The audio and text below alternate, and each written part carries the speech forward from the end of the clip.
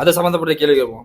தமிழ்நாடு அடுத்த வருஷம் எலெக்ஷன்ல வந்து கேண்டிடேட்ல விஜய் வந்து 26%, 26.81%, இபிஎஸ் 23.68, எம்கே ஸ்டாலின் 20.43, சீமான் 5.1, அண்ணாமலை 4.72.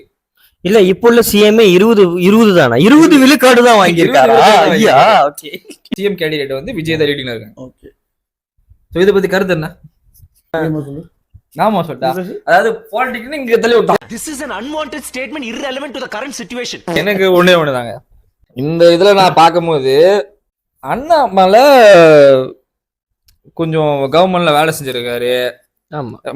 எனக்கு மத்த ஆள்லாம் வந்து தெரிஞ்சோ தெரியாமலோ பொதுவா பேச அப்புறம் சங்கின்றவாங்க அப்படின்றாங்க.